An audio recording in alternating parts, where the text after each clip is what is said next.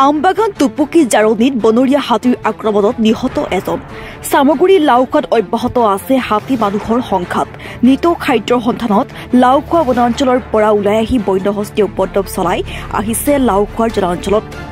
ইতিপূৰ্বে চলিত বৰ্ষতে বনৰীয়া হাতীৰ আক্ৰমণত কেইবাজনো লোক নিহত হৈছে লাওখোৱা অভয়াৰণ্যৰ আশে-পাশে থকা জনাঞ্চলসমূহত। আজিও পুৱা 5 মান বজাত আমবাগান তহলদাৰী আৰক্ষী চকীৰ অন্তৰ্গত টুপুকি জাৰণীত হাতীৰ আক্ৰমণত এজন লোক নিহত হয়। নিহত লোকজন টুপুকি জাৰণীৰ জাতীন্দ্ৰ মণ্ডল জানিব পৰা গৈছে।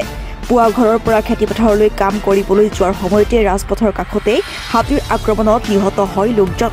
ঘটনাস্থলীত লাওখোৱা বন বিভাগৰ লোকৰ লগতে আমবাগান আৰক্ষীৰ উপস্থিত হৈ মৰণোত্তৰ পৰীক্ষাৰ যাৱতীয় ব্যৱস্থা গ্ৰহণ কৰিছে। হাতী মানুহৰ সংখ্যা দূৰ কৰিবলৈ চৰকাৰৰ ওচৰত দাবী জনাইছে স্থানীয় ৰাইজে। News desk report any live. কেনেদৰে ঘটনাটো সংঘটিত হ'ল? মোৰ ঘৰটো অলপ দূৰত।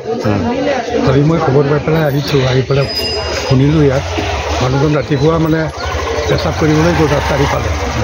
পেচাব কৰি উঠিছে, ইফালে ফৰেষ্টৰ মানুহ এজন পিছফালে আহি আছে, মাতি আছে বোলে আপুনি আঁতৰক আঁতৰক, হাতী আহি আছে।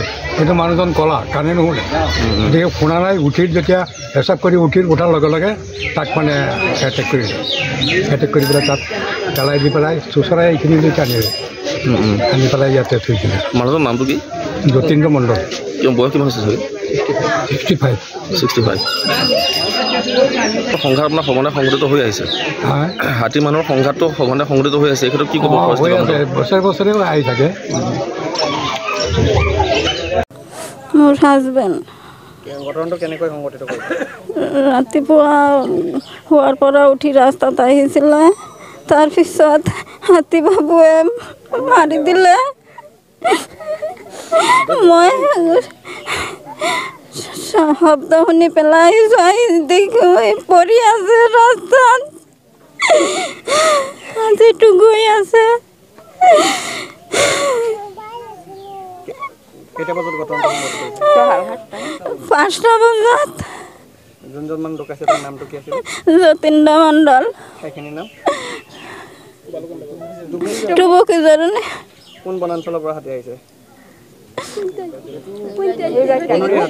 বনৰীয়া হাতী।